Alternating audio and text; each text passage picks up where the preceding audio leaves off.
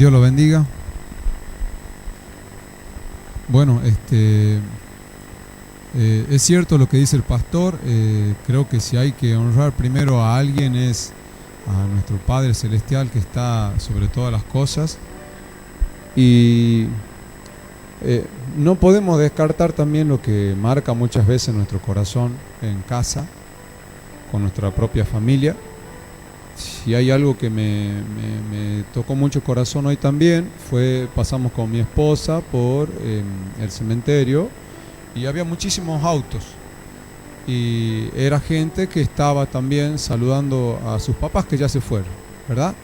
Y hay algo que, el consuelo más grande que te da la palabra de Dios, es que nos dice justamente que esas personas que aunque no estén físicamente, la guardamos aquí. Hay una parte que está aquí, una parte que nunca se va. Y es lo que más toca el Espíritu Santo cuando habla, cuando ministra. Y este tiempo le ponía como título a este mensaje, me cargas en tus hombros. Vamos a leer en Juan capítulo 17. Y aquí venía Jesucristo, como siempre, haciendo enseñanza, ¿sí? Me cargas en tus hombros. Y le decía a sus discípulos, versículo 14, 17-14, empieza diciendo así: yo les he dado tu palabra, y el mundo los aborreció, porque no son del mundo, como tampoco yo soy del mundo. No ruego que lo quites del mundo, sino que los guardes del mal. No son del mundo, como tampoco yo soy del mundo. Santifícalos en tu verdad. Tu palabra es verdad. Como tú me enviaste al mundo, así yo los envío al mundo. Y por ellos yo me santifico a mí mismo, para que también ellos sean santificados en la verdad. Mas no ruego solamente por esto, sino también por los que han de creer en mí por la palabra de ellos, para que todos sean uno, como tú, oh Padre, en mí y yo en ti. Que también ellos sean uno en nosotros, para que el mundo crea que tú me enviaste. La gloria que me diste, yo les he dado para que sean uno, así como nosotros somos uno. Yo en ellos y tú en mí, para que sean perfectos en unidad, para que el mundo conozca que tú me enviaste y que los has amado a ellos como también a mí me has amado. Padre, aquellos que me has dado quiero que donde yo estoy, también ellos estén conmigo, para que vean mi gloria que me has dado, porque me has amado desde antes de la fundación del mundo. Padre justo, el mundo no te ha conocido, pero yo te he conocido, y estos han conocido que tú me enviaste. Y les he dado a conocer tu nombre, y lo daré a conocer aún, para que el amor con que me has amado esté en ellos y yo en ellos. Ahí rescataba 4 cosas que me parecían muy importantes en la palabra. La primera, el versículo 17, dice así: santifícalos en tu verdad, tu palabra es verdad. Una vez Jesucristo se presentó de esta forma, Él dijo: yo soy el camino, la verdad y la vida. Nadie viene al Padre sino por mí. Inmediatamente cuando leí este pasaje decía: santifícalos en tu verdad, tu palabra es verdad. Y lo ponía, la palabra, sí, es la verdad. ¿Quién es la verdad? Jesús. La palabra es Jesús hecho letra. Es tan poderoso quizá esta pequeña enseñanza, porque cuando vino un ejemplo, ¿no? Nos pasó muchísimas veces en intercesión, cuando vino el tentador a buscarlo a Jesús después que ayunó 40 días y 40 noches, ¿sí? Aún en sus tentaciones nombró la palabra. Y Jesucristo, cuando lo ahuyentó, también lo ahuyentó con la palabra. La palabra de Dios no solamente es algo escrito como un consejo. Cuando se toma de lo alto y en la fe que Dios te da, es un arma. es tan poderoso que aún el mismo enemigo, ¿sí?, retrocede. Por esa razón, tiene un significado muy importante. Lo primero que enseñaba, yo lo tenía anotado, ¿sí?, es la palabra. Amén.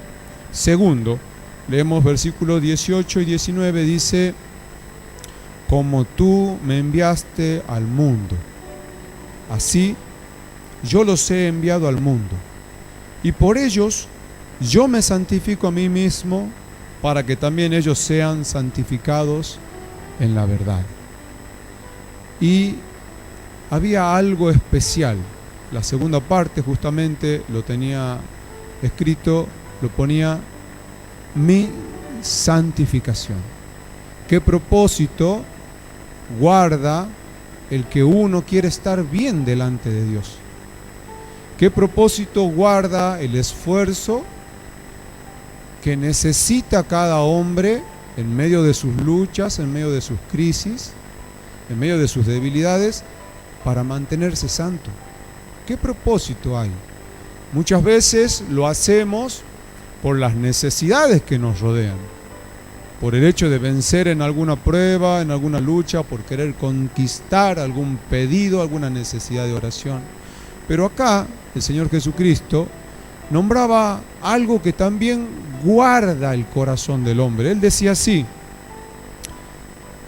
como tú me enviaste al mundo, así yo los he enviado al mundo, y por ellos yo me santifico a mí mismo, para que también ellos sean santificados en la verdad. Él miraba no solamente su santificación, buscaba la santificación de los otros. Y es algo que guarda también nuestro corazón, una necesidad de permanecer en esa santificación para aquellos que nos siguen también puedan tener esa santificación de parte de Dios. Es inevitable pensar en cada una de las personas que nos acompañan. Si hay un papá que está pensando en esto, se va a acordar de cada uno de sus hijos. Si está el matrimonio, el varón se va a acordar de su esposa. ¿Sí? Si está la mujer, se va a acordar de su marido. Y de la importancia de buscar esa santificación. ¿Por qué?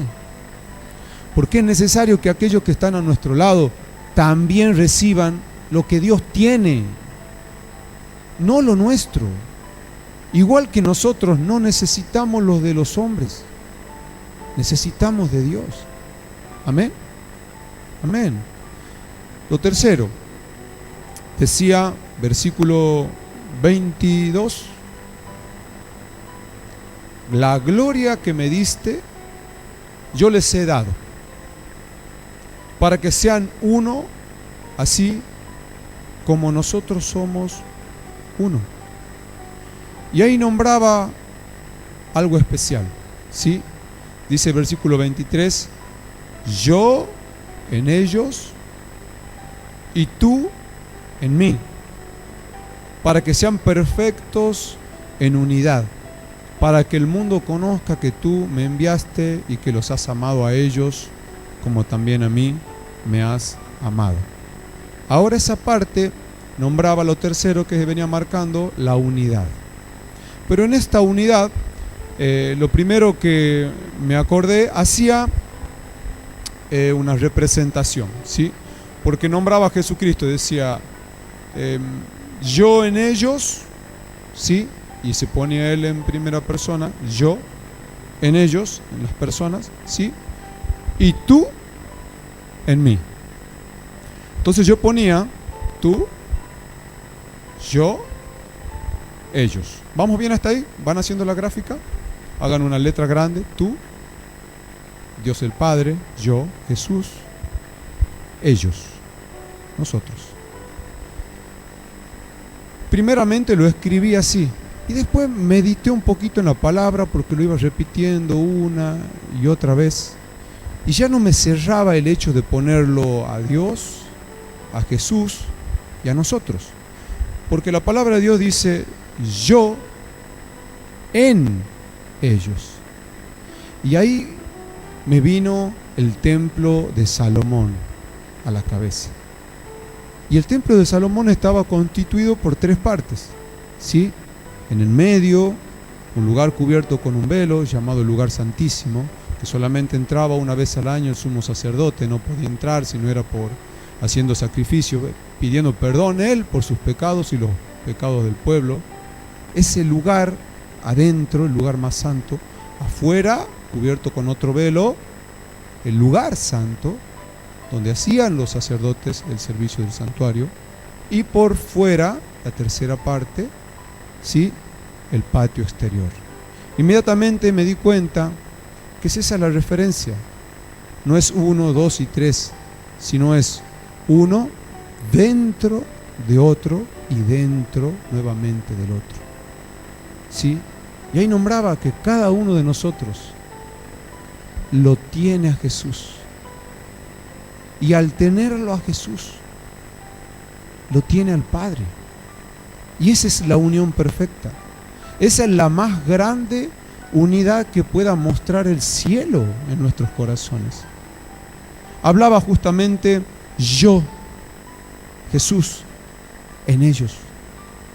En cada una de nuestras propias vidas está Jesucristo. Está todo el tiempo, Él está. Y no solamente eso, dice, yo en ellos, tú, el Padre, nuestro Dios, en mí. Para que el mundo conozca que tú me enviaste. La última parte, conversando con mi esposa, no le pude poner un nombre. Empieza en el versículo 24, dice así: Padre,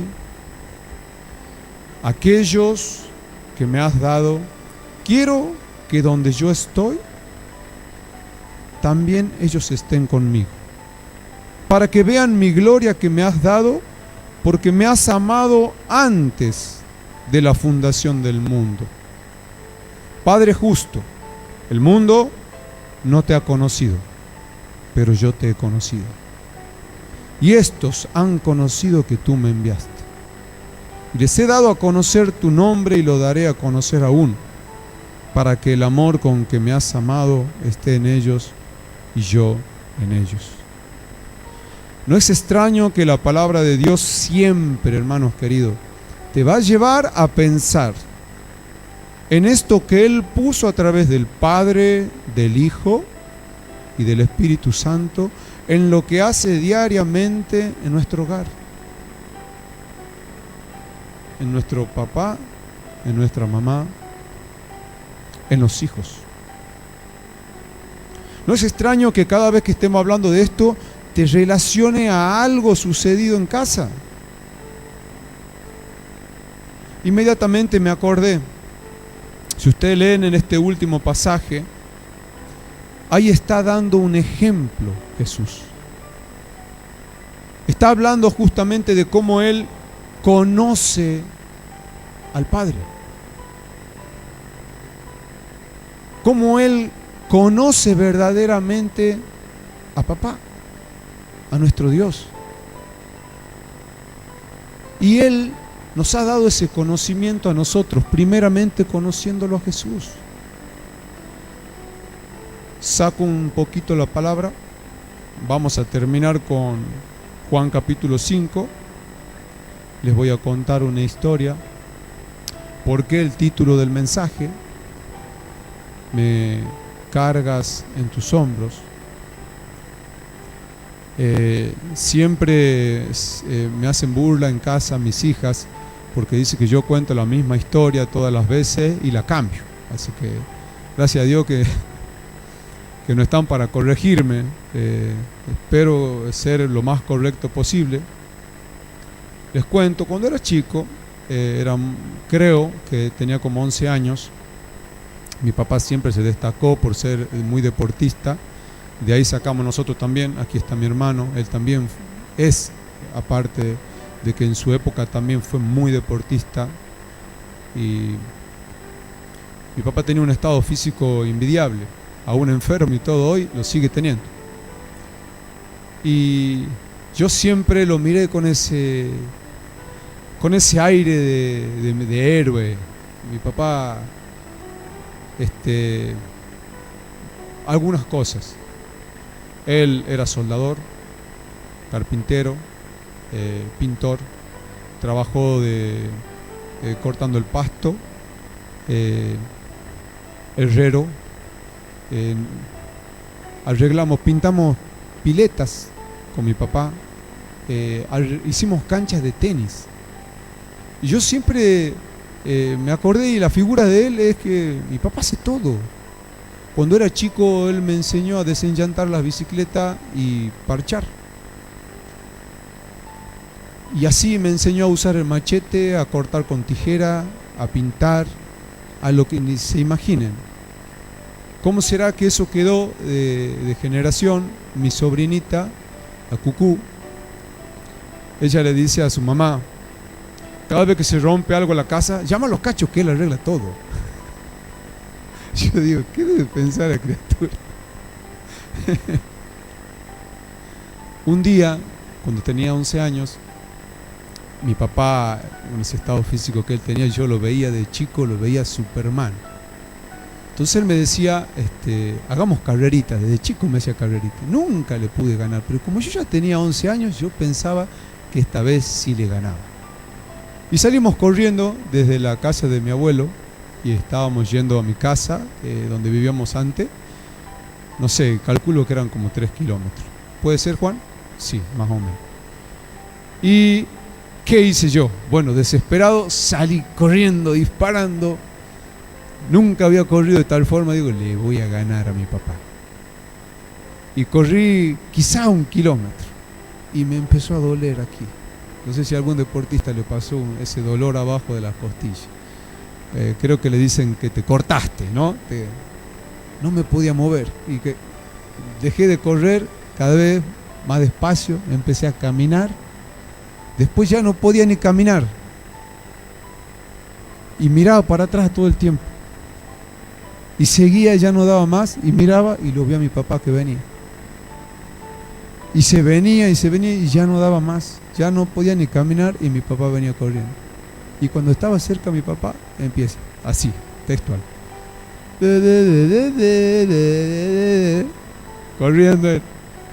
Y me agarró tal bronca porque no podía correr, no podía, y él me pasó, me tiré al suelo, me senté ahí y me largué a llorar con todo el corazón, esa impotencia que tenía. Y cuando estaba llorando ahí, de frustración, de todas las cosas que se me vienen a la cabeza, sentí como me alzaron de los hombros, de aquí abajo, y me subió a sus hombros. Y me llevó a casa. Quizás sea el recuerdo más hermoso que tengo desde mi infancia hasta grande con mi papá. Y después, cuando fui creciendo, dejé de verlo como un héroe. Y empecé a ver muchas frustraciones, muchos errores. Tanto que ya no quería ser como él. En un principio sí, después dejé de sentir eso. Y anduvimos hasta con mi hermano y mi casa por muchos malos caminos, tomando malas decisiones. Y en un momento apareció Dios. Apareció Dios en nuestra vida. Y llegó de tal forma a sanar que me acordé de esto. Me acordé de su palabra inmediatamente. Me acordé cómo fue que encontré a Jesús leyendo la Biblia, chicos. Hermanos queridos, no le creía a ninguna persona en la tierra. Me regalaron un Nuevo Testamento de esos azules y empecé a leer. Conocí a Jesús ahí. Por la palabra que leí, me fui a bautizar. Por esa palabra que leí, creí en ese Señor. Creí que Él estaba vivo, que Él murió por mí. No solamente eso, busqué mi santificación. sabía que tenía que ser como Él, porque quería lo de Él. No solamente eso, busqué la unión. Está mi hermano de testigo. Mi casa estaba separada, estaba destruida. Tanto que un día hablándole a mi hermano, no sé si te acordás, bro, íbamos a trampear. Ya éramos grandes. ¿Cuántos años teníamos, hermano? ¿26? ¿23 años? Íbamos a trampear, una trampera, cada uno nos íbamos. Y nos sentábamos como a 30 metros. Y yo leía la Biblia y ahí le quería hablar a él. Y él me decía: vos me querés hablar a mí de Dios. Por más que tome toda la vida, jamás voy a alcanzar a tomar lo que vos has tomado. ¿Verdad? No miento. Pero creía en su palabra. Ese Dios provocó que nos volviésemos a unir. No como antes. Mejor. Y cuando ya tenía uno de los ejemplos más tristes de mi vida por los errores que vivíamos, también vino a ocupar un lugar. Me enseñó con el ejemplo, me dio a conocer quién es mi papá. Hay un papá en los cielos que cuando se te acaban las fuerzas al tuyo, Él viene a rescatarte. Y no solamente a vos, también a tu papá. Dice en Juan capítulo 5, verso 19. Respondió entonces Jesús y les dijo: de cierto os digo, no puede el Hijo hacer nada por sí mismo, sino lo que ve hacer al Padre. Porque todo lo que el Padre hace, también lo hace el Hijo igualmente. Gracias, hermano. Porque el Padre ama al Hijo y le muestra todas las cosas que Él hace, y mayores obras que estas les mostrará, de modo que vosotros os maravilléis. Porque como el Padre levanta a los muertos y les da vida, así también el Hijo a los que quiere da vida. Y encontré un papá que todo lo puede.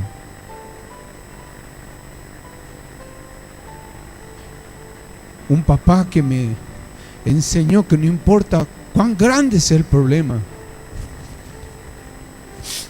Él puede. Cuán destruida esté tu casa, Él la puede sanar. No importa qué feo sea la enfermedad, Él tiene el poder para curar. Cuán dolorosa sea la frustración y tus caminos, Él los puede enderezar, allanar los montes, quitar las piedras, sanar las heridas del corazón y encontrar en lo profundo de tu corazón algo que quizás se haya perdido hace ya mucho tiempo: el perdón.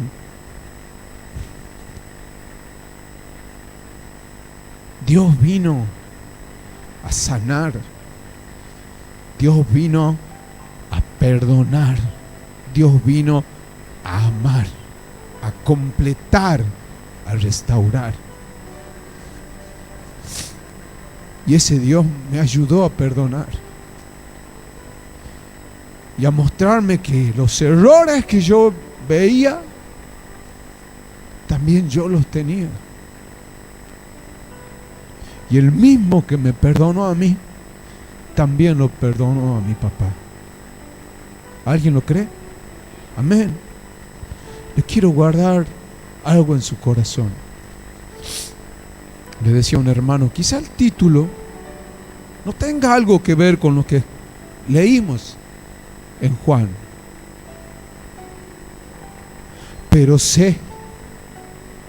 pero con todo mi corazón, lo sé, me lo enseñó Él con su espíritu. Él me lo enseñó con cada una de sus promesas. Él me lo enseñó, lo guardó aquí. No me lo puedo sacar. No me lo puedo. Nadie, ni con todas las luchas que vengan, ni el diablo mismo que me acusó muchas veces, no me lo puede sacar. Mi Dios todo lo puede. Mi Dios todo lo puede. Tu Dios todo lo puede. ¿Alguien lo cree? Tu Dios todo lo puede, hermano.